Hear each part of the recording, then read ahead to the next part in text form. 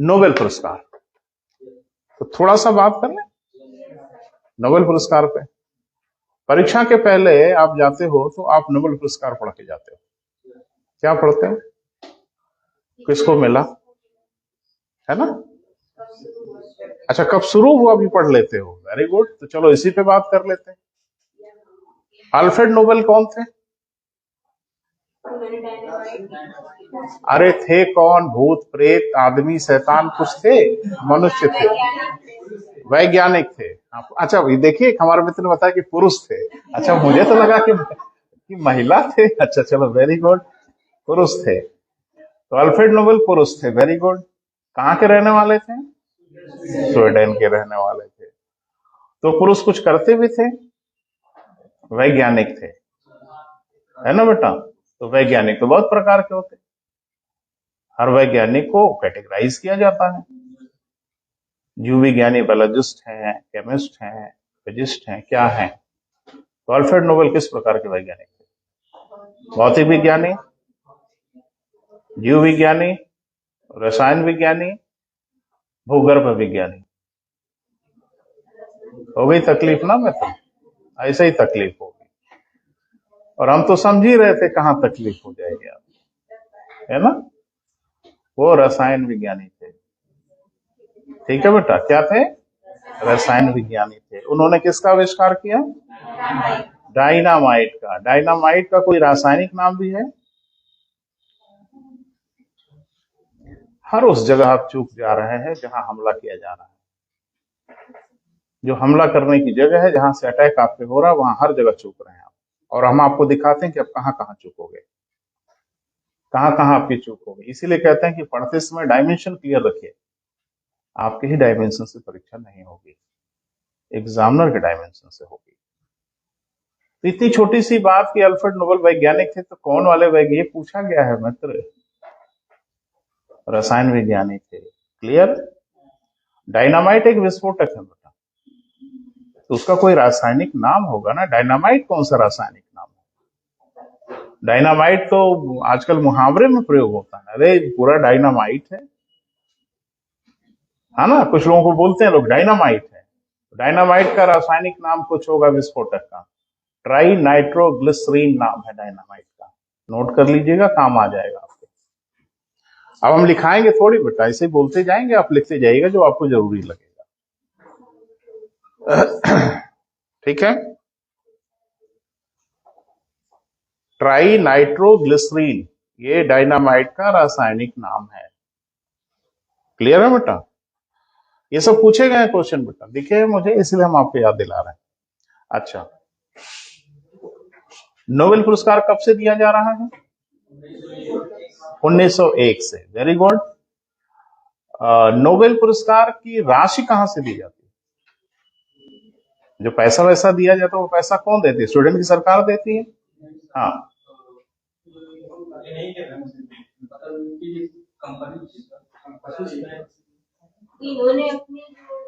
हाँ मैं समझ गया आप क्या कहना चाह रहे हो। अल्फ्रेड नोबेल बहुत धनाढ़ व्यक्ति थे, बहुत रईस व्यक्ति थे। तो 1895 में इन्होंने अपनी वसीयत लिखी। अपनी वसीयत में उन्होंने बताया कि मेरा जो पैसा है, उस पैसे से जो इंटरेस्ट मिलेगा, उस इंटरेस्ट से पुरस्कार दिया जाएगा। इसीलिए आप देखते हैं कि इसकी राशि एकदम फिक्स नहीं होती, क्योंकि ब्याज दरें भी फिक्स नहीं होती, लेकिन ठीक ठाक अमाउंट रहता है। क्लियर है बेटा? कितने क्षेत्रों में दिया जाता? कोई एक आदमी बताए। हाँ, भौतिक के क्षेत्र में, रसायन के क्षेत्र में, सांख्यिकी के क्षेत्र में, साहित्य के क्षेत्र में, चिकित्सा के क्षेत्र में। ये शुरू से दिया जा रहा, कोई बड़ा बड़ा बात नहीं। 1901 से। Very good. 68 घोषित किया गया और 69 से दिया जाने लगा। वेरी गुड, ठीक है, अच्छा किया काम। ये पुरस्कार देता कौन है, घोषणा कौन करता है? एक मतलब कमेटी होती है सर, सब वही दे देती। नहीं सर, मतलब उसी में हम आपसे पूछेंगे फिजिक्स का नोबेल पुरस्कार कौन देता है, कौन घोषणा करता है? तो जहां पे आपको फोकस करना है वहीं गड़बड़ा रहे हैं। आखिर कोई ना कोई तो घोषणा करता ही होगा ना बेटा किसको पुरस्कार दिया जाए। नोबेल का एक पुरस्कार ओस्लो में दिया जाता है शांति का, बाकी तो स्टॉकहोम में दिया जाता है। नोबेल पुरस्कार डिलीवर कब किया जाता है? अरे दिसंबर में, बहुत लंबी तारीख है दिसंबर में, 10 दिसंबर फिक्स तारीख है। दिसंबर ना बोले, 10 दिसंबर का है। क्यों 10 दिसंबर? हाँ, पुण्यतिथि है, वेरी गुड। उसी दिन उनका देहांत हो गया। तो कब हुआ था देहांत? थोड़ा सा फोकस करना है बेटा, कोई पहाड़ नहीं है, बस आप लापरवाही करते हो खाली आप लोग। 1896 में, ठीक है, 10 दिसंबर 1896 में पैदा कब हुए थे? इतना भयानक पुरस्कार है यार, तो जन्म कुंडली तो निकाल ही लेना चाहिए था। 1833 में पैदा हुए थे। देख लीजिएगा, तथ्यात्मक चीजें, इसमें तो समझाने का नहीं है, लेकिन ये समझने का जरूर है बेटा कि ये पुरस्कार डिलीवर कौन करता है, माने इसकी घोषणा कौन करता है। कोई ना कोई तो करता होगा, है ना। अर्थशास्त्र के नोबेल पुरस्कार को लेकर बड़ा विवाद है और कहा जाता है कि ये नोबेल पुरस्कार नहीं है तो नोबेल पुरस्कार है, लेकिन उस तरह का नोबेल नहीं है जैसा नोबेल ने कहा था, क्योंकि इस पुरस्कार की राशि नोबेल के फंड से नहीं दी जाती। यानी इस पुरस्कार की जो राशि दी जाती है वो अल्फ्रेड नोबेल के फंड से नहीं दी जाती। 1901 में जो बने थे ना बेटा, वो सब नोबेल के फंड से दिया जाता। तो थोड़ा सुन लो, भौतिक और रसायन के लिए जो नोबेल पुरस्कार दिया जाता है, royal Swedish academy of science देती है। क्लियर है? साहित्य के लिए स्वीडिश एकेडमी ऑफ लिटरेचर देती है। चिकित्सा विज्ञान, इसका पूरा नाम है चिकित्सा विज्ञान एवं मानव शरीर क्रिया विज्ञान, ह्यूमन फिजियोलॉजी। इसमें जो पुरस्कार दिया जाता है स्टॉकहोम फैकल्टी ऑफ मेडिसिन देती है। ठीक है, अभी हम नाम नोट करा रहे हैं बेटा सब, ठीक है। हर जगह लिखा हुआ है बेटा, हम आविष्कारक थोड़े ही हैं, बस आपकी नजर नहीं पड़ी है वहां, और क्या पड़ी है, याद नहीं किया, तो याद कर लेना चाहिए था ना। बहरहाल अर्थशास्त्र का, जोर से बोलो बेटा, घबराओ नहीं, गलत सलत के लिए हम हैं खड़े। हर देश का एक केंद्रीय बैंक होता है, रिक्सबॉन्ड, सेंट्रल बैंक ऑफ स्वीडन, ये वहां का केंद्रीय बैंक है। जैसे हम लोग के आरबीआई है, अमेरिका का फेडरल बैंक है, बैंक ऑफ इंग्लैंड है, वैसे वहां का भी केंद्रीय बैंक है। तो वो डिक्लेयर करता है, वो अमाउंट भी देता है। तो नाम नोट कर लो बेटा, कौन कौन डिलीवर करता है ना। लिख लोगे, एक दो बार पढ़ लोगे, याद हो जाएगा, और याद नहीं भी हो जाएगा तो विकल्प में से पता चल ही जाएगा, है ना। लिख लें। भौतिक तथा रसायन विज्ञान के लिए, भौतिक तथा क्या बेटा, रसायन विज्ञान के लिए royal Swedish academy of science,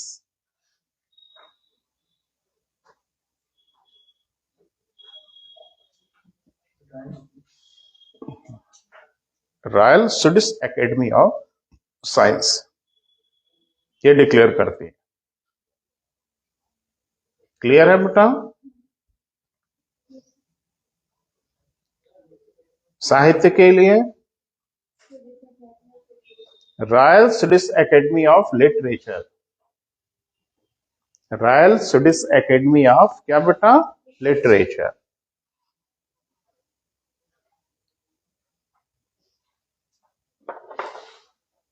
चिकित्सा विज्ञान एवं मानव शरीर क्रिया विज्ञान,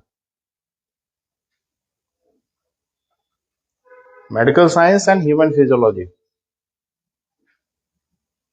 चिकित्सा विज्ञान एवं मानव शरीर क्रिया विज्ञान, Stockholm faculty of medicine.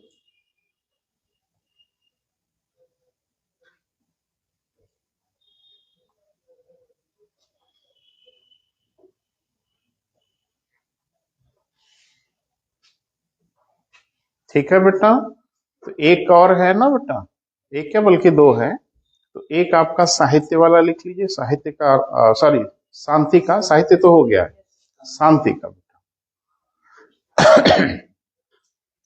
Norwegian committee of Nobel.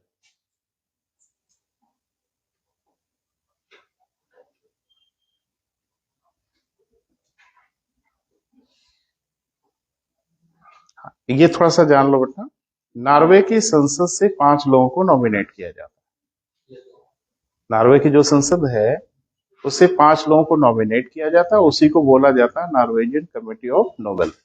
यही 5 लोग डिसाइड करते हैं कि इस वर्ष का शांति पुरस्कार किसे देना है। लिख लो, एक लाइन लिख लो, काम आएगा। और नॉर्वे की संसद से 5 सदस्यों को नामित किया जाता है, नॉमिनेट किया जाता है।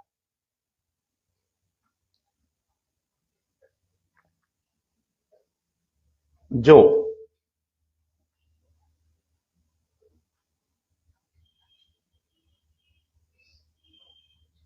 नोबेल शांति पुरस्कार के लिए चयन करते हैं।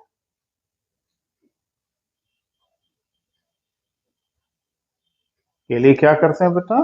चयन करते हैं। क्लियर हो रहा है? समझ आ रहा है? एक बात हमेशा नोटिस करो बेटा, हम शुरू से आपसे बोल रहे हैं, इलाके नहीं बदल रहे हैं, जो आप पढ़ रहे हैं वही पढ़ना है। चश्मा बदल के पढ़ना है, थोड़ा ज्यादा पावर वाला चश्मा लगा के पढ़ना है ना, उसको थोड़ा डायमेंशन बदल के पढ़िए तो आपके काम आ जाएगा। और नहीं तो परीक्षा के बाद आइएगा, पढ़े सब रहेंगे, गड़बड़ाएगा हर जगह।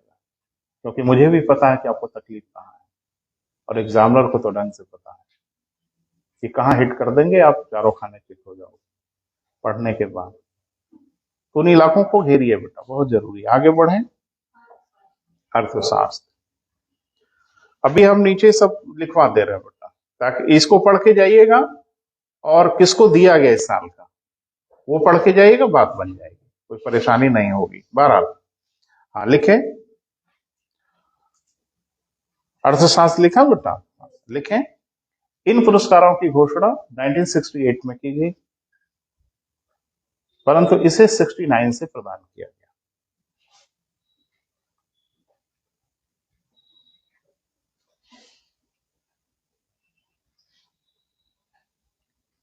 प्रदान कब से किया जाने लगा बेटा?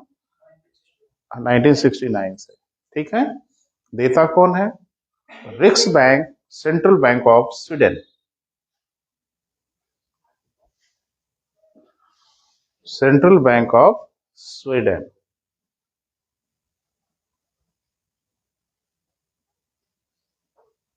ठीक है। अगला पॉइंट एक लिख लो, पॉइंट बना के लिख लो। नोबेल पुरस्कार प्रतिवर्ष 10 दिसंबर को प्रदान किया जाता है। घोषणा चाहे जब हो बेटा, लेकिन ये कि डिलीवर जो किया जाता है वो 10 दिसंबर को किया जाता है।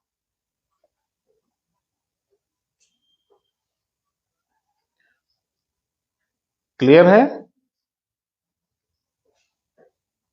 लिखें। शेष सभी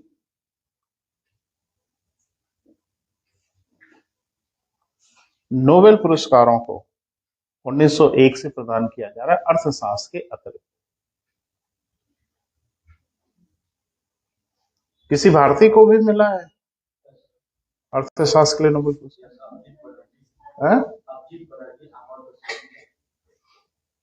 अभिजीत बनर्जी को भी मिला नोबेल पुरस्कार। अरे अर्थशास्त्र के नोबेल पुरस्कार तो ठीक करिए, अमर्त्य सेन को मिला है अर्थशास्त्र के लिए। अभिजीत बनर्जी को अगर मिला है तो क्षेत्र इनका कुछ और होगा। किसके लिए बेटा? Very good. तो अमर्त्य सेन को मिला, क्या कर दिया अमर्त्य सेन ने?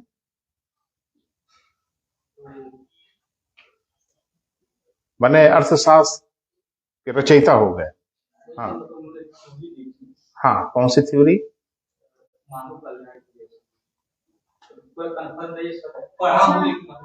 यही होगा परीक्षा में बेटा, हर जगह पढ़े नहीं रहेंगे, कंफर्म नहीं रहेंगे, कंफर्म नहीं, कंफर्म करवा देगा। आखिरकार हर साल फिजिक्स में किसी को नोबेल पुरस्कार दिया जाता तो फिजिक्स में कुछ करता होगा ना, कि फिजिक्स लिख ही डालता है पूरी किताब? नहीं। रसायन विज्ञान में भी कुछ करेगा तो कोई उसका काम होगा, पर्टिकुलर वर्क होगा, वर्क पूछेगा आपसे।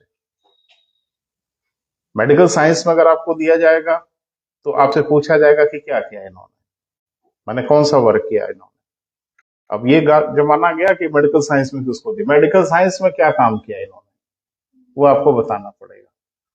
तो अमर्त्य सेन ने क्या किया, थोड़ा सा बात कर ले। आज तो लग रहा पूरा टाइम इधर ही उधर जाने वाला है, चलो थोड़ा सा बात कर लेते हैं। भारत में गरीबी का निर्धारण कैसे होता है? एक तो लाइन खींच दी जाती है ना, जो लाइन के उधर वो गरीब नहीं, जो लाइन किधर वो गरीब, है ना। कहाँ है लाइन, ये कहाँ खींची हुई है लाइन? अरे हम तो सुने हैं लोग बोलते हैं गरीबी रेखा, तो रेखा किधर है भाई? सुनिए, भारत में जो गरीबी का निर्धारण है, दुनिया में गरीबी है, भारत की गरीबी है, गरीबी तो हर जगह होती है। गरीब कौन होता है?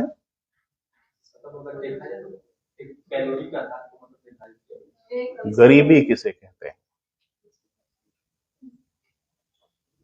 अच्छा चलो, बवाल हो जाएगा तो हम अपने दिशा में आते हैं, छोड़ो। जैसे मूलभूत आवश्यकता क्या है? अच्छा, ये मूलभूत है, वेरी गुड, बढ़िया बढ़िया सब सिस्टम बना के बैठे। गरीबी का निर्धारण दो आधारों पर होता है, एक को कहते हैं एब्सोल्यूट पॉवर्टी और एक को कहते हैं रिलेटिव पॉवर्टी। आपकी जो औकात हो उसके हिसाब से फैसला करें। औकात मतलब आपकी नहीं, देश की बात कर रहे हैं। आप बड़ा खुश हो जाते हो कि अमेरिका में भी गरीबी है ना, तो एकदम से प्रसन्न हो जाते हो, अरे अरे गरीबी तो वहां भी है। वहां सापेक्ष गरीबी है ना, और वहां के गरीब यहाँ के ढेर सारे धनी से अच्छी पोजीशन में। तो अब ये डिसाइड करना होता है देश को कि आखिर गरीबी का निर्धारण किस आधार पर वो देश करे। तो दो आधार है बेटा, एक तो जिसको कहते हैं रिलेटिव पॉवर्टी और एक को कहते हैं निरपेक्ष एब्सोल्यूट पॉवर्टी। और एब्सोल्यूट पॉवर्टी में सबसे मुख्य चीज है भोजन।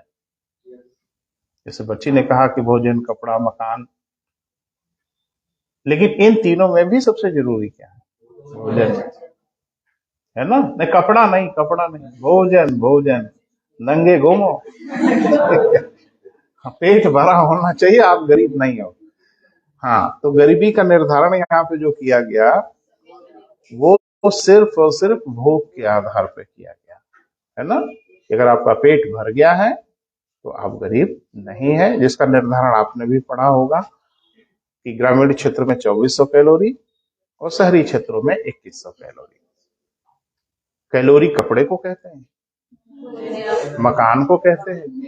तो इतनी समझ नहीं है कि अगर भारत में गरीबी का निर्धारण कैलोरी के आधार पर होता है, कॉमन सेंस से प्रयोग किए होते, तो डेफिनेटली भूख पे आधारित है।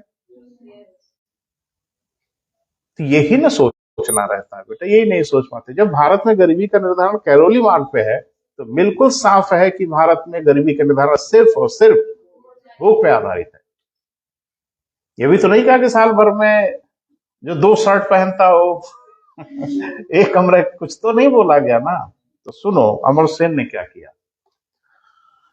अब वही तो हम परेशान है कि हम फिर अब गड़बड़ा रहे हैं अपने विषय से। तो चलो बताएंगे ही बेटा, तो हमारा काम ही है। बताना ना होता तो छेड़ते कहे, आ जाते सीधे संविधान पे। नोट करो, एक रेखा, गरीबी रेखा, है ना। नहीं, तो यहाँ पे कहा गया, चलो हम मान लेते हैं ग्रामीण क्षेत्रों की बात करते हैं कि 2400 कैलोरी, 2400 कैलोरी से अधिक ऊर्जा जिनको भोजन में मिल जाती है वो गरीब नहीं है, और 2400 कैलोरी से कम जिनको ऊर्जा मिलती है वो गरीब है। एक बात मुझे बताइए, 2400 से कम तो बहुत कम भी होता है, और 2400 से ज्यादा तो बहुत ज्यादा भी होता है। अब जरा ध्यान से देखना, अगर किसी को 2395 कैलोरी मिली है तो 2400 तो नहीं, इस रेखा से नीचे हो गया। और किसी को 2450 कैलोरी मिली है ऊपर। तो अगर नीचे की आप बात करो, थोड़ा देखो, समझने का प्रयास करिए बेटा, थोड़ा बड़ा लिख लें, आपको दिखे। जैसे किसी को अगर मान लो 2300 कैलोरी अगर भोजन में उष्मा मिल जाती, ऊर्जा मिल जाती है, तो क्या है बेटा, गरीब है, क्योंकि रेखा के नीचे हो गया। लेकिन यहाँ तो कोई ऐसा भी होगा जिसको 5 कैलोरी, और आपने कहा 1 कैलोरी, ये भी हो सकता है, भोजन ही नहीं मिला कई दिन से, वो भी इसमें होंगे। और यहां भी आप देख रहे हो 2450 कैलोरी से ऊपर तो कोई सीमा ही नहीं है ना। अब एक बात मुझे बताइए, सरकार कह रही है कि ये सब गरीब है, कह रही है ना, 2300 वाला भी गरीब है, 100 वाला भी गरीब है, 5 वाला भी गरीब है। और इन गरीबों को गरीबी दूर करने का एक कार्यक्रम, एक ही कार्यक्रम है जो गरीबी रेखा से नीचे है, सबके लिए एक योजना है कि नहीं है? कि अलग अलग प्रकार के गरीबों के लिए अलग अलग योजना है। आपके पास अगर बीपीएल कार्ड है तो है, अब आप 2300 वाले हो कि 5 वाले हो कि 100 वाले हो, इससे थोड़ी लेना देना है। अब उस कार्ड वालों को जो भी सुविधा मिलेगी सबको मिलेगी ना, बोल नहीं रहे हो? कुछ डाउट हो तो बात कर लो। एक बात मुझे बताइए कि वो योजना जो सरकार ने बनाया है, हो सकता है 2300 कैलोरी वाले को सूट करती हो, लेकिन ये जरूरी तो नहीं कि 5 कैलोरी वाले को सूट करती हो, क्योंकि 5 कैलोरी वाले को ज्यादा मदद की जरूरत है, 2300 कैलोरी वाले को कम मदद की जरूरत है। लेकिन सरकार कहेगी आप चाहे जितना गरीब होइए, हम एक बराबर मदद करेंगे, वो मदद आपकी हो पाए या ना हो पाए। इसलिए आप देखते हैं ये वाले राशन लेके ना मोबाइल रिचार्ज कराना है ना? हाँ भाई। और ये वाले बेचारे ना पड़ोसी से पैसा मांगने जाते हैं कभी कभी, अब तो फ्री में मिल रहा है, नहीं तो सस्ते में मिलता था ना, तो जाके कहते थे 200 रुपया दे दीजिए, राशन लेना है, बाद में दे देंगे आपको। तो एक ही योजना सबके लिए काम करेगी बेटा? नहीं करेगी। इसी पे हल्ला बोल दिया था अमर्त्य सेन ने, कहा कि भारत में गरीबी का निर्धारण हेड काउंट मेथड से होता है, सर गिन लो कैठो गरीब है, कौन कितना गरीब है, किसको कितनी जरूरत है, सरकार इस पे ध्यान ही नहीं देती। इसीलिए हम फंसे हुए हैं, गरीबी के बाहर निकाल ही नहीं पा रहे हैं। तो जाहिर सी बात है, यहां तो गरीब हैं, कौन कौन खाना नहीं खाया है, सर गिन लीजिए, हाथ गिन लीजिए। अरे ये भी पूछ लो कि कौन कितने दिन से नहीं खाया है। एक जने तो कह रहे कि आधा घंटा हो गया खाना खाए से, वो भी बोल दिए। एक जने कह रहा है 5 दिन हो गया सर खाना खाए। तो आप समझिए ना किसको ज्यादा जरूरत है, यही तो हो रहा है ना। इसी पे हल्ला बोला था अमर्त्य सेन ने, और उन्होंने वेलफेयर इकोनॉमी का कॉन्सेप्ट दिया था, लोक कल्याणकारी अर्थव्यवस्था की अवधारणा दिया था। और यही सब उन्होंने, तो पढ़ो तो बेटा पूरा पढ़ो, नहीं तो मत पढ़ो, न पढ़ने में रह जाओगे ना न पढ़ने में रह जाओगे।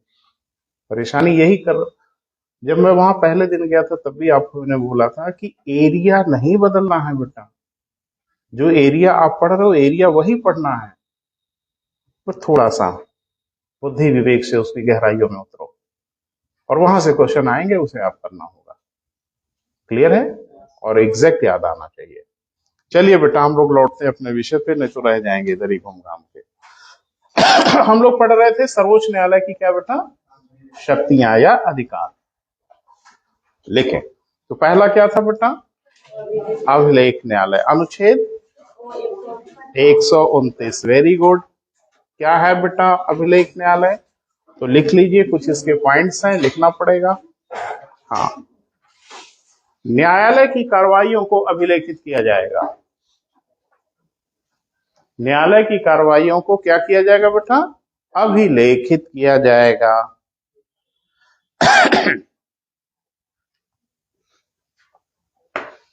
क्लियर है?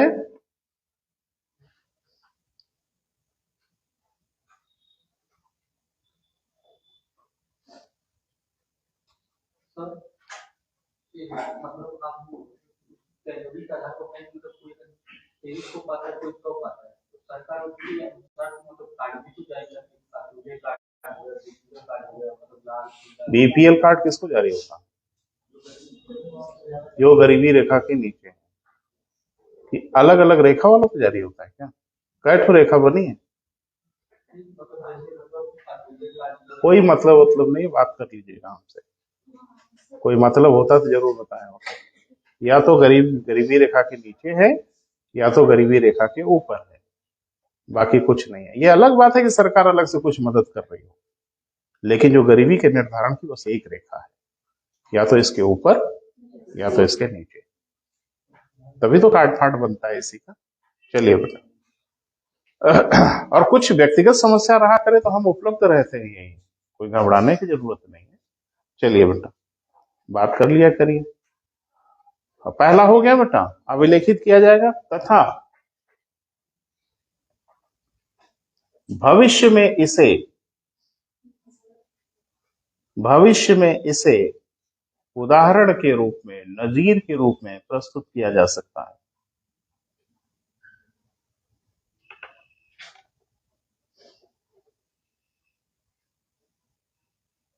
भविष्य में इसे किस रूप में बेटा? उदाहरण के रूप में। उर्दू का एक बड़ा सुंदर सा शब्द है नजीर के रूप में, एविडेंस के रूप में, साक्ष्य के रूप में प्रस्तुत किया जा सकता है। क्लियर है? दूसरा पॉइंट लिखो। हाँ, वरिष्ठ न्यायालय द्वारा दिया गया निर्णय, यानी सर्वोच्च न्यायालय द्वारा दिया गया निर्णय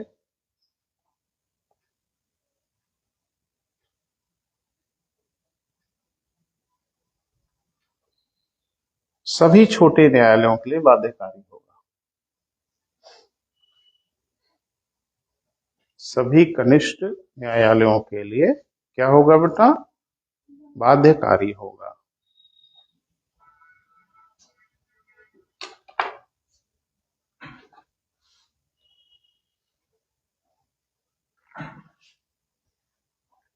ठीक हुआ? तीसरा पॉइंट, न्यायालय की अवमानना करने पर, अवमानना माने बेइज्जती करना, इसको कंटेम्प्ट ऑफ कोर्ट कहते हैं। न्यायालय की अवमानना करने पर न्यायालय दंडित कर सकता है।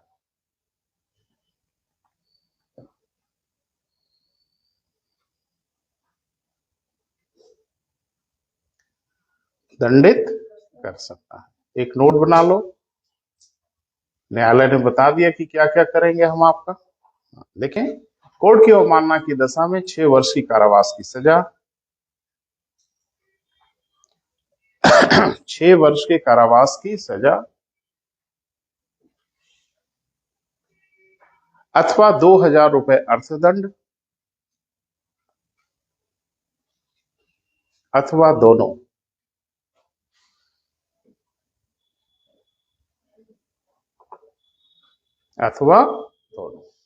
ये न्यायालय के पास अधिकार है कि न्यायालय ऐसा ऐसा कर सकती है। किसको? जो न्यायालय की अवमानना करेगा।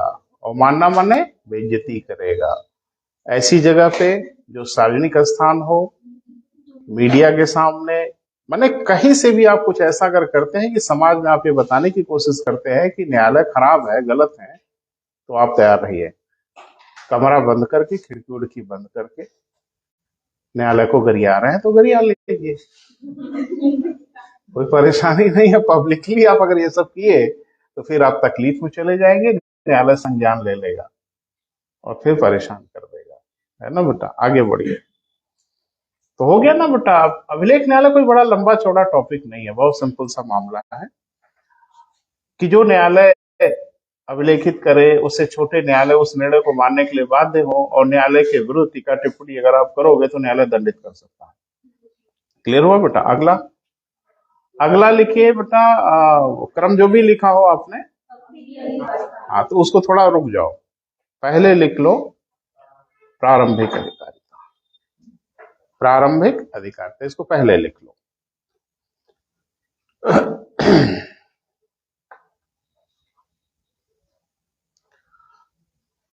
थोड़ा साफ साफ बेटा लिखा करो, तो पढ़ने में ही आपको आराम होगा, नहीं तो फिर घाघ माल उसी में हो जाएगा, तो पढ़ोगे कैसे?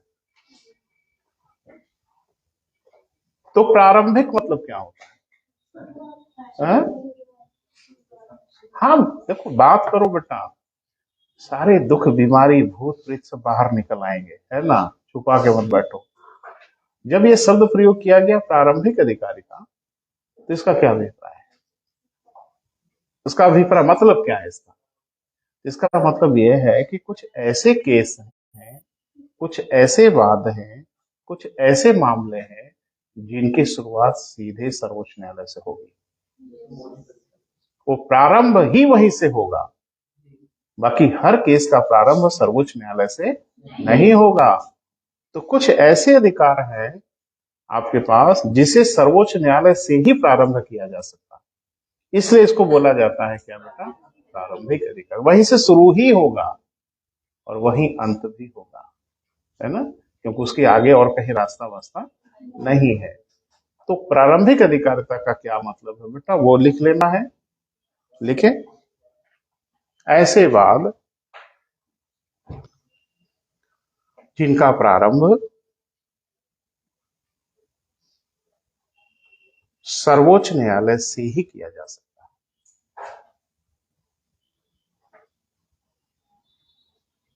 हाँ, ध्यान रखना, कहीं और से किया भी नहीं जा सकता, है ना, सर्वोच्च न्यायालय से ही किया जा सकता है। ये समझ में आया प्रारंभिक क्यों कहते हैं? प्रारंभिक इसलिए कहते हैं कि वाद या केस की शुरुआत वहीं से होगी, कहीं और से नहीं होगी। अब इसमें दो खानों में बट जाता है, इसलिए अनुच्छेद अभी नहीं लिखा है, क्योंकि जब दो भाग में बटेगा तब हम अनुच्छेद लिखाएंगे। पहला है प्रारंभिक एकमेव अधिकारिता। अरे सुन लो भैया जी, अभी हम बोलेंगे, लिख लेना। पहला है प्रारंभिक एकमेव अधिकारिता और एक है प्रारंभिक समवर्ती अधिकारिता। नाम तो सुन रहे हो ना, नाम पहले सुनो। प्रारंभिक एकमेव अधिकारिता, एकमेव माने एकमात्र, इकलौता। और जब कहा गया प्रारंभिक समवर्ती अधिकारिता, तो एकमात्र नहीं है, कहीं और भी है, कुछ हमारे पास भी है और किसी और के पास भी है ना बेटा?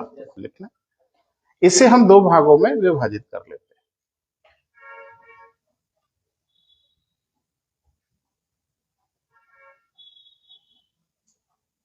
कितने भागों में बेटा? दो भागों में बांट लेते हैं।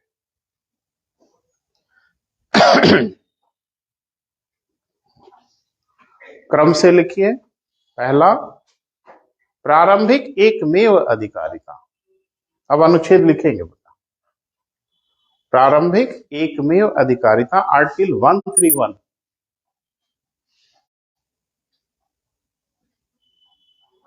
अनुच्छेद 100 क्या बेटा? 31। ठीक है, तो इसमें कुछ लिखा होगा ना बेटा कि भाई ये वाला मुकदमा सिर्फ और सिर्फ सर्वोच्च न्यायालय में ही जाएगा, कहीं और नहीं जा सकता। जरा सोच के बताइए, ऐसा कौन सा मुकदमा हो सकता है?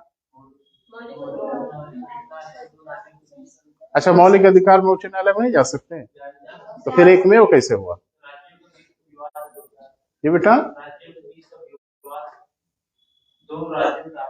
हाँ, संघ व राज्य का विवाद हो, राज्य राज्य का विवाद हो, कुछ राज्य एक और हो, एक राज्य पृथक हो, तमाम कॉम्बिनेशन हो सकता है। संघ राज्य के बीच अगर कोई विवाद होता है, राज्य राज्य के बीच अगर कोई विवाद होता है, तो इसका मुकदमा, इसका वाद सिर्फ और सिर्फ सर्वोच्च न्यायालय में शुरू होगा, कहीं और शुरू हो ही नहीं सकता, और लग भी रहा कि नहीं हो सकता। उत्तर प्रदेश और बिहार का मुकदमा है, पटना हाई कोर्ट में चलेगा? चला के देख लो। ठीक है, तो इसीलिए कहा गया कि बेईमानी की संभावना है ना भैया, इसलिए ऐसे केस की सुनवाई हर हाल में सुप्रीम कोर्ट में होगी। क्लियर है बेटा? तो ये क्या है इसका? प्रारंभिक एकमेव अधिकारिता है। लिखें संघ राज्य। ये बेटा हाँ बिल्कुल, तो आप पढ़े ही हो कि राष्ट्रपति और उपराष्ट्रपति के चुनाव में अगर कोई गतिरोध होता है तो उसका निर्णय चुनाव आयोग नहीं करेगा। बाकी जो जो चुनाव कराता है ना, वो सबका निर्णय चुनाव आयोग करता है। जैसे भी आपने देखा एक पार्टी ओरिजिनल है कि फर्जी, ऐसा फैसला चुनाव आयोग ने किया, तो ये न्यायिक अधिकार भी उसके पास है। जैसे कहीं चुनाव हुआ, चुनाव में गड़बड़ी हुई, नहीं हुई, अपील आप करोगे चुनाव आयोग से, चुनाव आयोग का फैसला अंतिम होगा। लेकिन राष्ट्रपति और उपराष्ट्रपति के चुनाव के मामले में सुप्रीम कोर्ट। तो पढ़ा ही आपने, मैंने ही शायद लिखाया होगा। आगे लिखें संघ व राज्य के मध्य, राज्य तथा राज्य के मध्य यदि विवाद हो तो, और लग भी रहा है होना चाहिए बेटा, मैंने ऐसा थोड़ी है कि महसूस भी हो रहा है।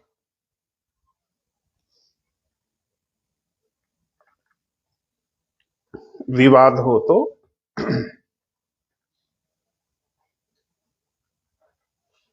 ऐसा वाद सिर्फ सर्वोच्च न्यायालय में ही प्रारंभ किया जाएगा। ऐसा वाद सिर्फ सर्वोच्च न्यायालय में ही प्रारंभ किया जाएगा।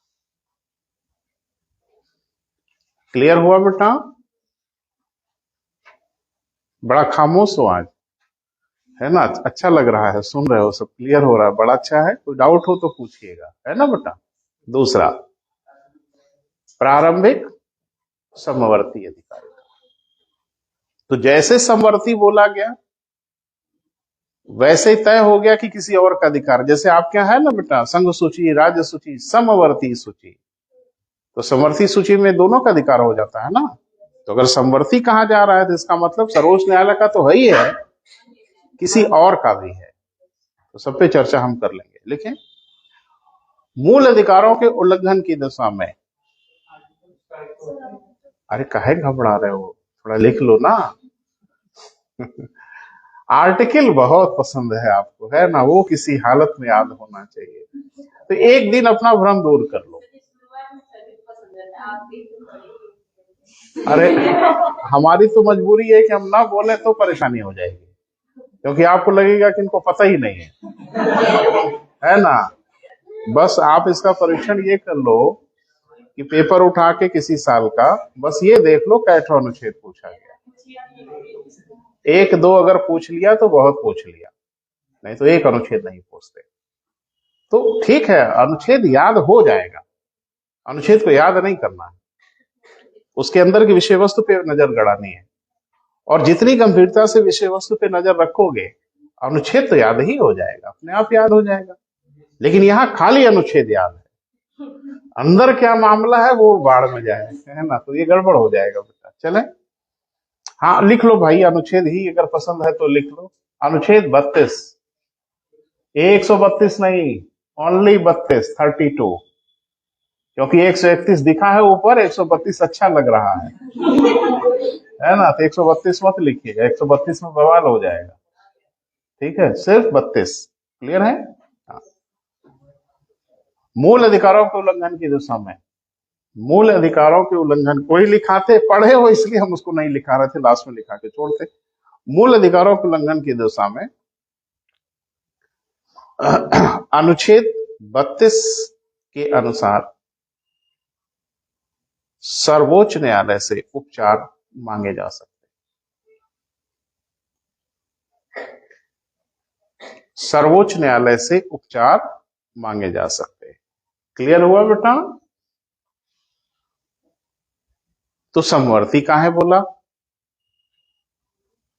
समवर्ती इसलिए बोला कि you have one option other, एक विकल्प आपके पास और है, आप अनुच्छेद 226 के तहत उच्च न्यायालय में भी जा सकते हैं। लिखे मूल अधिकारों के उल्लंघन की दशा में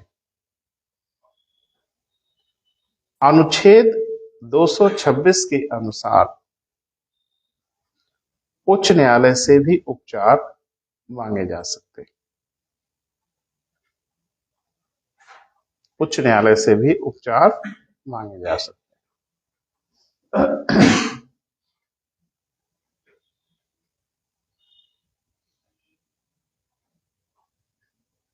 ठीक है बेटा, यहां तक सब ठीक ठाक चल रहा है? कोई डाउट हो तो बात करो बेटा, वैसे हम जगह छोड़ेंगे नहीं डाउट की, है ना। आगे लिखे बेटा, अपीली अधिकारिता। आगे क्या है बेटा? अपीली अधिकारिता। जी बेटा, अपील माने अपील करने की अधिकारिता। तो अपीली अधिकारिता तो आपने ये सुना ही होगा कि उच्च न्यायालय के फैसलों की अपील हम लोग कर लेते हैं सर्वोच्च न्यायालय में। अरे बड़ा वाला है ना भाई, तो उनसे भी जाके कहते हैं सर आप भी एक बार बता दो ना सही मामला क्या है ना। तो पहले तो ठीक है, अभी हम आते हैं बात करते हैं, लेकिन एक चीज बताइए, जो मुकदमे होते हैं, जो वाद होते हैं, सामान्य रूप से कितने प्रकार के होते हैं? कोर्ट कचहरी में जो मुकदमे होते हैं वो कितने प्रकार के होते हैं? बस दो प्रकार के होते हैं, दीवानी यानी सिविल मामले, फौजदारी या क्रिमिनल केस। तो सिविल केस होगा या क्रिमिनल केस होगा, और तो कोई केस नहीं होता। देखो तो बाद में छोड़ो बेटा, हम जो बोल रहे हैं वो जरा सा बताओ। जो सामान्य रूप से विवाद होता है, वाद जो होते हैं वो तो दो ही प्रकार के होते हैं, या तो संपत्ति का विवाद हो, तो संपत्ति का विवाद अगर होगा तो दीवानी हो गया, और उसी में मारा मारी भी हो गई, अक्सर हो जाती है, तो फौजदारी भी हो गई। ठीक है, दोनों अक्सर हो जाती है, दीवानी के हर मामले में लगभग फौजदारी हो जाती है ना। तो ये सब शांतिपूर्ण लोग कहाँ है, दीवानी का मुकदमा लड़ रहे हैं, कोर्ट जो कहेगा मान लेंगे, नहीं, पहले ही अपने ही फैसला करने लगते हैं ताकत के बल पे। बहरहाल, तो मुकदमे तो अमूमन दो प्रकार के होते हैं सामान्य रूप से, तो डेफिनेटली इन दोनों की अपील का प्रावधान तो होगा ही, या नहीं होगा अभी देखते हैं। लेकिन सर्वोच्च न्यायालय के पास एक तीसरे प्रकार का भी वाद जाता है, जिसको हम लोग कहते हैं संवैधानिक वाद, जो कि बहुत पहले से बताते चला आ रहा हूं कि संविधान की व्याख्या की हैसियत किसी की नहीं है, वो सिर्फ और सिर्फ सर्वोच्च न्यायालय की है। तो ऐसा कोई मुकदमा जिसमें संविधान की व्याख्या का अर्थ निहित हो, वो कोई न्यायालय बोलेगा ही नहीं, हाथ जोड़ लेगा कि मेरे अधिकार के बाहर है, आप चले जाइए बड़े भैया के पास, वही जो कहेंगे वही माना जाएगा, और सतीसर आंखों पर होगा। क्लियर है बेटा? तो अब सर्वोच्च न्यायालय के पास अपील तीन प्रकार के मुकदमे की होती है। क्लियर है? कौन कौन?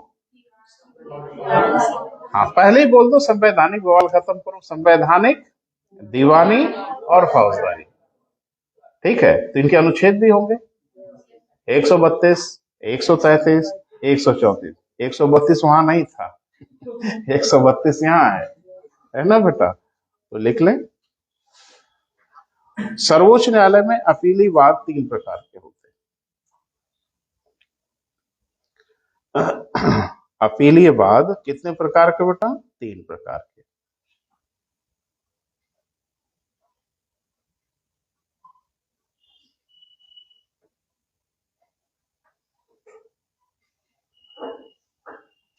तो अब तीनों का लिखाते नहीं, एक लिखाते हैं और उसको शुरू हो जाते हैं। तीनों पढ़ लेंगे हम लोग, अब लिखाए फिर बारी बारी से, तो सब छोड़। पहला हेडिंग बना लो, संवैधानिक वाद। संवैधानिक वाद, आर्टिकल 132, अनुच्छेद 132, यानी हमारे संविधान के 132वें नंबर पे लिखा है कि अगर संविधान को लेके कुछ बवाल होगा तो सुप्रीम कोर्ट फैसला करेगा, और कोई फैसला नहीं करेगा। ठीक है, तो जाहिर सी बात है कि पहले तो नहीं क्लियर होता बेटा कि सुप्रीम कोर्ट में ही जाना है, मुकदमा तो कहीं शुरू हो जाता है। जब मुकदमे की सुनवाई होने लगती है तब कहीं बीच में पेच फंस जाती है कि अरे अरे अब इसमें तो संविधान की व्याख्या करना है, और जैसे वो शब्द आया वैसे न्यायालय भाग खड़ा होगा, हम नहीं करेंगे भैया, सुप्रीम कोर्ट में जाइए। लेकिन ध्यान रखना, ये सब स्वतः नहीं होगा, इसके लिए एक अनुच्छेद जोड़ा गया है 134A। तो ऐसे किसी मुकदमे में जिसमें संविधान की व्याख्या का अर्थ नहीं था, ये आप नहीं बताएंगे, ये संबंधित न्यायालय बताएगा। आपके कहने से थोड़ी हो जाएगा। तो अगर उच्च न्यायालय में कोई वाद चल रहा है और उसमें आ गया मामला कि इसमें संविधान की व्याख्या करनी होगी, तो उच्च न्यायालय अनुच्छेद 134A में प्रमाणित करेगा कि इस मुकदमे में संविधान की व्याख्या का अर्थ निहित है और हम 134A में आपको अनुमति दे रहे हैं कि आप जाके सुप्रीम कोर्ट में अपील करिए। बिना 134A के हिल नहीं सकते आप। ये जाके सुप्रीम कोर्ट में नहीं चिल्लाएंगे कि सर इसमें है, आप एक बार देख लीजिए। बिल्कुल नहीं देखेंगे, वो कहेगा 134A दिखाइए। हाईकोर्ट ने आपको प्रमाणित करके दिया है, आप कहेंगे नहीं तो निकल लो इधर से, निकलो, फोटो इधर से लिखो। यदि किसी वाद में संविधान की व्याख्या का अर्थ निहित हो तो, संविधान की व्याख्या का अर्थ क्या हो बेटा, निहित हो, शामिल हो तो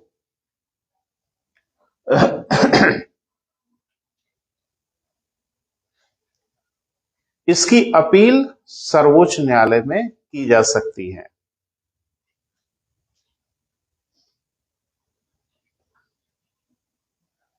इसकी अपील कहां बेटा, सर्वोच्च न्यायालय में की जा सकती है। क्लियर है? परंतु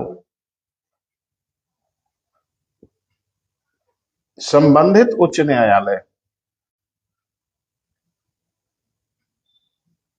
अनुच्छेद 134A या क, जो भी आपको ठीक लगे,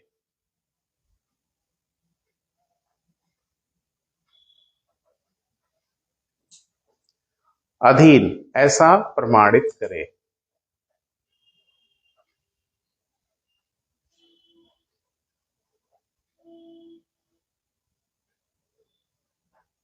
ऐसा क्या बेटा, प्रमाणित करे, मैंने ऐसा कहे कि भाई इसमें आप जाइए और इसमें संविधान की व्याख्या का अर्थ निहित है, और बिना 134A के नहीं जाएंगे आप किसी हालत में। तो एक चीज यहां देख रहे हो, सर्वोच्च न्यायालय में जाओगे कि नहीं जाओगे, ये फैसला भी उच्च न्यायालय ही करेगा। इसके अर्थ बड़े गहराई तक हैं, अर्थात उच्च न्यायालय का नियंत्रण है सर्वोच्च न्यायालय के ऊपर। अरे नहीं समझ पा रहे हो हम क्या कह रहे हैं? उच्च न्यायालय का नियंत्रण सर्वोच्च न्यायालय पे हुआ कि नहीं हुआ? उच्च न्यायालय बताएगा कि आपको जाने देंगे कि नहीं जाने देंगे। उपचार तो बाद में, जाने ही नहीं देंगे। अब एक बात मुझे बताओ, एसपी साहब अपने ऑफिस में बैठे हैं, है ना, बाहर 2 सिपाही बैठे हैं, कांस्टेबल, और आपको एसपी साहब से मिलना है, बड़ा जरूरी काम है। बिना सिपाही की अनुमति के आप एसपी साहब से नहीं मिल सकते, हाँ या ना? तो एसपी साहब के अधिकारों पे नियंत्रण तो 2 सिपाही बना के बैठे। अरे मैं गलत बोल रहा हूं? जाने ही नहीं देंगे आपको। तो उनको पता है कि साहब से अगर कह दिए तो काम इसका हो जाएगा, तो जाने ही नहीं देंगे। भागो यहां से, साहब बिजी हैं, साहब नहीं मिलेंगे, दुनिया भर के बहाने या कुछ भी हो, नहीं जाने देंगे। तो आप एक चीज नोटिस कर रहे हो कि जो बाहर गेट पे बैठा हुआ व्यक्ति है, वो अंदर बैठे वाले अधिकारी के ऊपर तो खुद ही नियंत्रण कर रहा है। जाने देंगे तब ना आप कुछ कहोगे, जाने ही नहीं देंगे, बात खत्म। तो आपको नहीं लग रहा है कि सर्वोच्च न्यायालय की शक्तियों पे कहीं ना कहीं नियंत्रण कर रहा है कौन? High court. क्योंकि अगर वो प्रमाण नहीं देगा तो झक मारिएगा, कहीं नहीं जा सकते। तो एक तरह से सर्वोच्च न्यायालय पे तो बंधन लग गया भाई, सुप्रीम कोर्ट पे तो बंधन लग गया ना, कि बिना उनके कहे आप कैसे चले आए। पहले उनसे जाके पूछिए, तो पूछने वाला भी ताकतवर हो गया ना, हाँ या नहीं? तो मुझे तो समझ में आ रहा है कि सर्वोच्च न्यायालय की शक्तियों पे कहीं ना कहीं उच्च न्यायालय अपना एक नियंत्रण या एक बैरिकेटिंग लगा के बैठा हुआ है कि जाने देंगे तब ना, जाने ही नहीं देंगे मित्र, बात खत्म। और सर्वोच्च न्यायालय में जब जाओगे तो सर्वोच्च न्यायालय पूछेगा कि पूछ के आए थे, कहेंगे ना, सीधे चले आए, भागो यहां से, घर निकलो। ठीक है, थोड़ा सा इसको समझिए बेटा।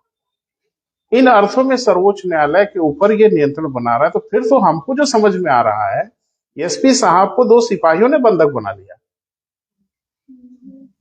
नहीं बना लिया? कौन मिलेगा कौन नहीं मिलेगा, एसपी साहब आप नहीं फैसला करेंगे, हम फैसला करेंगे, घुसने ही नहीं देंगे गेट के अंदर, बात खत्म।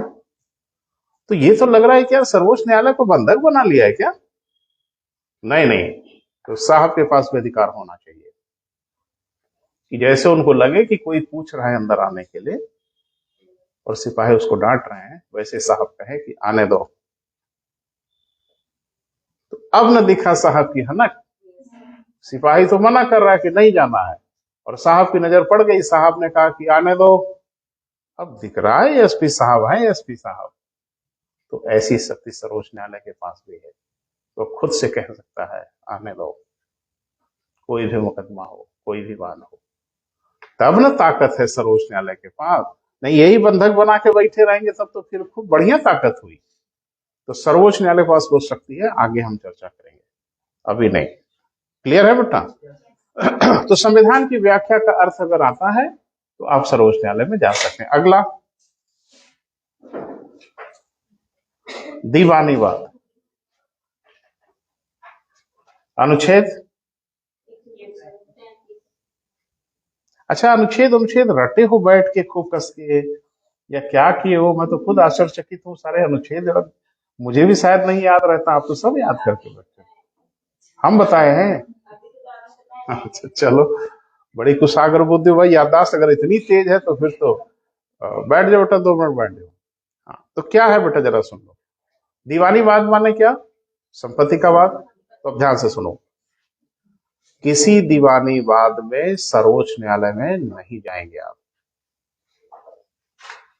पहली लाइन सुन लो, यानी किसी भी दीवानीवाद में आप सर्वोच्च न्यायालय में कोई अपील नहीं करेंगे, मतलब हाईकोर्ट का फैसला अंतिम होगा। क्लियर है भैया जी? तो कुछ लोग डराते उड़ाते हैं ना कि मुकदमा लड़ाऊंगा सुप्रीम कोर्ट तक, तो कह दीजिएगा नहीं लड़ा पाएंगे। ठीक है, हाई कोर्ट तक लड़ा पाएंगे आप, सुप्रीम कोर्ट में कैसे लड़ा पाएंगे? हैं? नहीं नहीं नहीं है बेटा, अभी वही लिखाने जा रहे हैं कि दीवानीवाद की अपील सुप्रीम कोर्ट में नहीं होगी, यही लिखा है इसमें। तो आप कहेंगे फिर क्या लिखने की जरूरत थी सर, लिखे ही ना होते। तो कोई तो वजह है,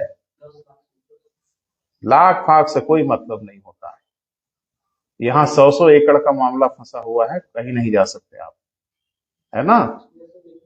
अरे कोई लेकिन वकील मत बोलो बेटा, सुन तो लो मुझे, पहले सुन लिया जाता है तब लेकिन वकील बोला जाता है। जो हम बोल रहे हैं उसको ध्यान से सुनो।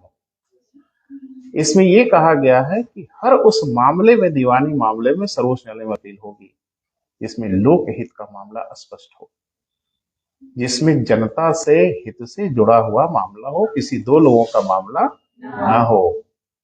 हमारे आपके बीच में 500 हेक्टेयर का मुकदमा चल रहा है, नहीं होगी अपील, एक विश्व जमीन की अपील हो जाएगी अगर उसमें समाज का हित छुपा हुआ है।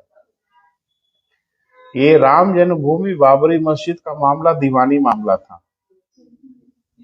अरे इतना तो समझ रखो, उस जमीन के हिस्से के मालिकाना हक का ही तो मामला था। एक पक्ष कह रहा था ये जमीन हमारी है, एक पक्ष कह रहा था हमारी है, तो ये मामला तो दीवानी ही है ना बेटा। इसकी अपील हुई ना सर्वोच्च न्यायालय में, क्यों हुई?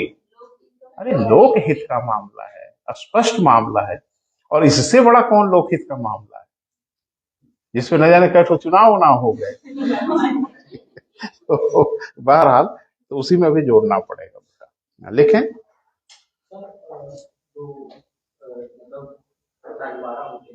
हैं? हाँ,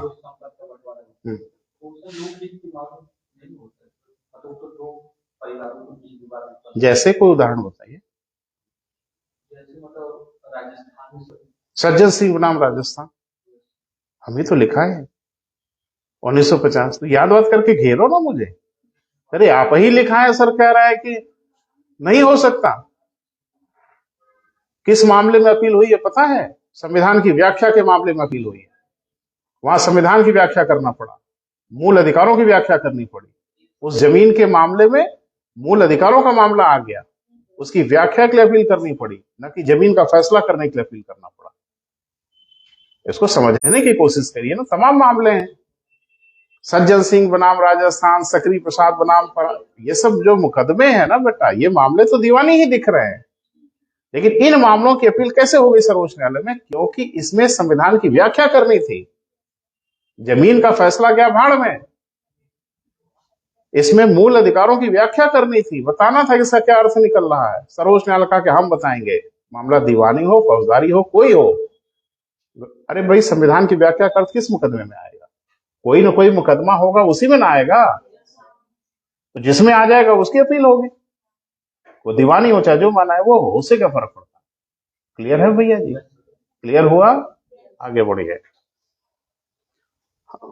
दीवानी मामले की अपील सर्वोच्च न्यायालय में नहीं होगी।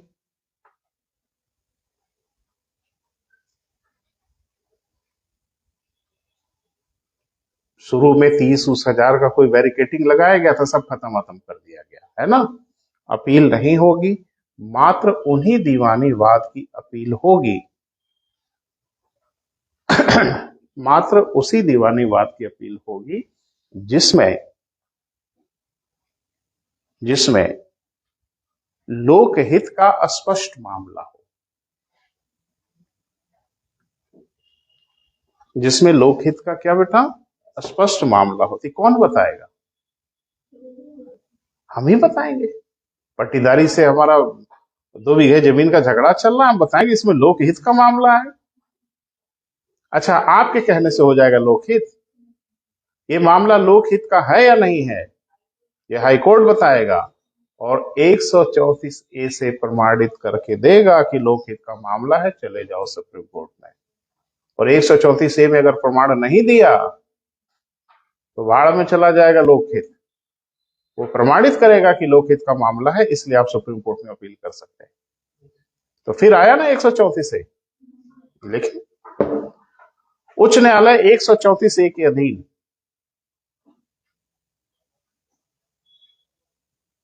लोकहित के मामले में अपील की अनुमति देगा।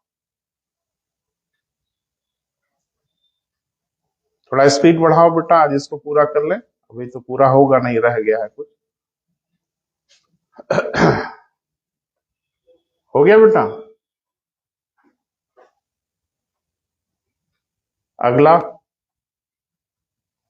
अपील हो सकती है, दीवानी मामले की अपील होगी, लेकिन 2 पक्षों के बीच के मामले पर नहीं होगी, जिसमें पूरे समाज का हित जिसमें दिख रहा हो, फंस रहा हो। अरे बेटा, वो राम जन्मभूमि बाबरी मस्जिद की जमीन कई सौ हेक्टेयर की है क्या? अरे छोटा सा भूभाग है, उसको लेके अपील हो गई सुप्रीम कोर्ट में। जी बेटा, हाँ हाँ, लोकहित का मामला, जहां लोकहित का मामला शामिल होगा वहां सुप्रीम कोर्ट में जा सकते। जमीन कितनी बड़ी है, कितनी छोटी है, ये कोई मायने नहीं रखता। लोकहित का मामला अगर उसमें शामिल हो जाएगा तो अपील होगी। हजार हेक्टेयर का मुकदमा चल रहा है हाई कोर्ट में, जो हम लोग क्या होते हैं ना, कहते हैं स्टेट से स्टेट मतलब अब एक तरह से कह लो, राजा नहीं कह सकते, लेकिन एक तरह से सामंत लोग कह लो। उस जमाने में तो अभी आज भी चलते हैं लोग, फलाना स्टेट बोलते हैं लोग, जैसे राजा वजह। अभी तीनों की इतनी जमीन है, इनको खुद ही नहीं पता कहाँ कहाँ है। ऐसे ढेर सारे स्टेट हैं जिनको खुद ही नहीं पता कि हमारी जमीन कौन कौन जिले में है। तो नहीं जाएंगे आप, इधर ही निपटाइए, है ना भैया? आगे बढ़ो। फौजदारी, आज ये इलाका पूरा करते हैं बेटा, अभी और थोड़ा सा है, रह जाएगा, बात करेंगे विस्तार से, जल्दबाजी नहीं। फौजदारी का मतलब तो समझते ही हो, हैं? हाँ, मार झगड़ा, मारपीट, तमाम शब्द हैं जो आईपीसी के अधीन आता हो, उसी को हम शामिल करेंगे। यानी इंडियन पैनल कोड के अधीन जिसको अपराध की श्रेणी में माना जाता है ना, तो वो सब आ जाएगा। हाँ, सही समझ रहे हैं? लड़ाई झगड़ा, मार पिटाई, जितने भी प्रकार के क्राइम होते हैं जो आईपीसी के अधीन है सब आएंगे। अब ध्यान से सुनो, पहले हम व्याख्या कर दे रहे हैं फिर हम लिखाएंगे। क्लियर है? अधीनस्थ न्यायालय दोष मुक्त किया हो, वरिष्ठ न्यायालय ने मृत्युदंड दे दिया, यानी ऐसे मुकदमे में, कौन से मुकदमे में? फौजदारी, ऐसे फौजदारी मामले में जिसमें छोटा न्यायालय दोष मुक्त कर दिया हो, बाइज्जत बरी कर दिया हो, और जब बड़े न्यायालय में अपील की गई तो उस बाइज्जत बरी व्यक्ति को न्यायालय ने फांसी की सजा दे दिया, तो मामला संदिग्ध है। एक जज को लग रहा है कि निर्दोष है और एक जज को लग रहा है बस बस यही है, तो किसी न किसी जज से गलती हो रही है। दोनों तो सही नहीं हो सकते ना बेटा, इसलिए कहा जाता है कि ऐसे मामले की अपील सुप्रीम कोर्ट में होगी। ध्यान रखना, इस अपील के लिए 134A की कोई आवश्यकता नहीं होगी, स्वतः अधिकार मिल जाएगा। क्लियर है? दूसरा, बड़ा न्यायालय छोटे न्यायालय से केस अपने यहां मंगा ले। अब इसमें भी बड़ा सन्नाटा है भाई। केस बड़ा न्यायालय छोटे न्यायालय से अपने यहां मंगा सकता है ना? केस मंगा ले और उसमें मृत्युदंड की सजा दे दे। नहीं, अधिकार परीक्षा उच्छा की बात नहीं है। कहाँ क्या सब बोल देते हो आप लोग, अधिकार परीक्षा से क्या लेना देना है? मैं क्या कह रहा हूं, आप क्या समझ रहे हो? कोई मुकदमा मान लो जिला न्यायालय में चल रहा है, हाई कोर्ट उस केस को अपने यहां मंगा ले कि नहीं नहीं हम देखेंगे केस को, और उस केस में अभियुक्त को मृत्युदंड दे दे, मौत की सजा दे दे, तो मामला तो कुछ संदिग्ध लग रहा है। इतने केस में से एक ही काहे मंगाए, और एक ही मंगा के आर पार कर दिया, तो कहीं सुपारी किलिंग विलिंग वाला मामला तो नहीं है, कॉन्ट्रैक्ट किलिंग तो नहीं है। मैं ये नहीं कह रहा हूं, संदिग्ध दिख रहा है। इतने मुकदमों में से एक मुकदमा मंगा लिया और मंगा के फैसला करके सीधे ऊपर पहुंचा दिया, या ऊपर पहुंचाने की तैयारी कर रहे हो, तो जाहिर सी बात है कि इसकी अपील होगी सुप्रीम कोर्ट में, वो फैसला करेगा कि सही क्या है। एक बात ध्यान रखना, किसी न्यायालय के द्वारा या किसी न्यायाधीश के द्वारा दिए गए निर्णय के खिलाफ अपील तो कर सकते हैं आप, न्यायाधीश के विरुद्ध कार्रवाई नहीं कर सकते। अब मान लो कि नहीं, जरा समझने की कोशिश करो, जिला न्यायालय दोष मुक्त किया, बड़े न्यायालय ने मृत्युदंड दे दिया, सुप्रीम कोर्ट ने मृत्युदंड को बहाल रखा, तो मामला संदिग्ध कहां पहुंचा? छोटे न्यायालय का। तो जज की मंशा पे भी संदेह हो सकता है, कैसे दोष मुक्त कर दिए, तो कैसे कर देते हैं सब हम यहां बोलेंगे नहीं, लेकिन आप बेहतर समझ रहे हैं। तो उस व्यक्ति ने कहा कि इन्हीं के खिलाफ कार्रवाई करते। आप किसी न्यायाधीश के विरुद्ध उसके निर्णय के लिए कोई कार्रवाई नहीं कर सकते, क्योंकि ऐसा करने लगोगे ना तो मुझे लगता है आप समझ रहे हैं, कोई न्यायाधीश निर्णय ही नहीं देगा, बाढ़ में जाओ, कौन फंसेगा भैया। तो आप निर्णय की अपील तो कर सकते हैं, किसी न्यायाधीश के विरुद्ध आप कार्रवाई नहीं कर सकते, है ना बेटा? चले लिख लें। तो दो स्थितियां समझ में आई। पहला, छोटा न्यायालय दोष मुक्त किया हो, बड़ा न्यायालय मृत्युदंड दिया हो, बड़ा न्यायालय छोटे न्यायालय से केस अपने यहां मंगा के मृत्युदंड दे दिया हो, ठीक है। और तीसरा कहा गया है, बात नहीं करो बेटा, तीसरा कहा गया है कि उच्च न्यायालय खुद अपने विवेक से अपील की अनुमति दे सकता है, अनुच्छेद 134A के द्वारा। इन दोनों में 134A की जरूरत नहीं है, तीसरे वाले में जरूरत है। यानी वो तो अमूमन किसी मृत्युदंड की दशा में अपील की अनुमति देता है, किसी भी मृत्युदंड की दशा में, चाहे जिला न्यायालय से ही मृत्युदंड मिलता चला आ रहा हो सुप्रीम कोर्ट तक, तो हाईकोर्ट इसमें अनुमति दे देता है कि भैया जाओ वहां जाके एक बार और क्लियर कर लो, क्योंकि बड़ा भयानक दंड है, और एक ऐसा दंड है ना कि जिसको एग्जीक्यूट कर देने के बाद वापस नहीं होगा। इसलिए हर मृत्युदंड के केस में 134A में अनुमति दे देता है, लेकिन स्वतः आपके पास अपील करने का अधिकार नहीं है, वो दे देता है। क्लियर है बेटा? तो लिख लो जरा, फटाफट निपटा लो आज। हाँ, क्या क्या कंडीशन है? अनुच्छेद लिखो, अनुच्छेद इसका 134। हाँ, ये आपके लिए सबसे जरूरी है। लिखें पहला, यदि छोटे न्यायालय ने दोष मुक्त किया हो, उसी वाद में बड़े न्यायालय ने मृत्युदंड दिया। बड़े न्यायालय ने क्या किया हो बेटा? मृत्युदंड दिया हो। दूसरा,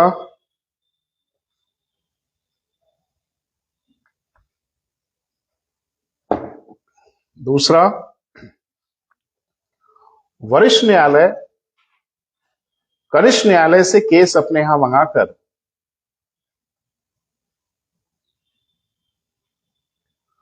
मृत्युदंड की सजा दिया हो।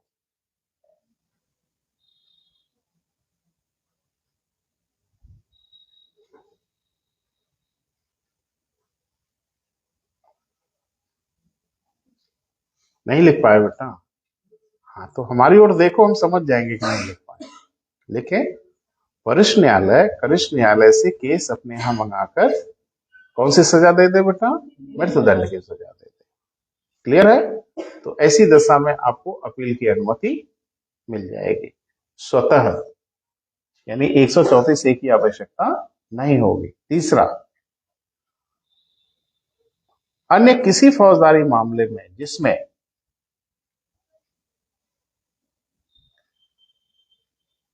जिसमें उच्च न्यायालय अनुच्छेद 134A से अपील की अनुमति प्रदान करे। अन्य किसी फौजदारी मामले में जिसमें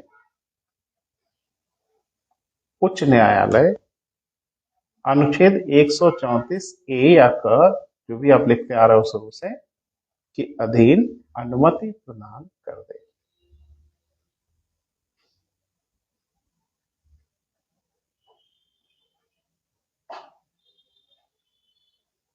ठीक है बेटा? तो ये तो मोटी मोटी बातें हो गई, है ना? लेकिन हर जगह आपको दिख रहा है खाली दो स्थिति को छोड़ के उच्च न्यायालय की मर्जी से ही जाएंगे। दो स्थिति जो दिख रही है उसको छोड़ दें, तो बाकी बिना उच्च न्यायालय की मर्जी के नहीं जाएंगे। और फिर यहाँ कुछ गड़बड़ दिख रहा है। गड़बड़ ये दिख रहा है कि सर्वोच्च न्यायालय के चारों तरफ तो दीवार खड़ी कर दी है। अब उसमें कौन जाएगा ये हम बताएंगे। तो लग तो रहा है कि सर्वोच्च न्यायालय के अधिकारों को बाधित किया जा रहा है और सर्वोच्च न्यायालय को अब निरंकुश किया जाएगा।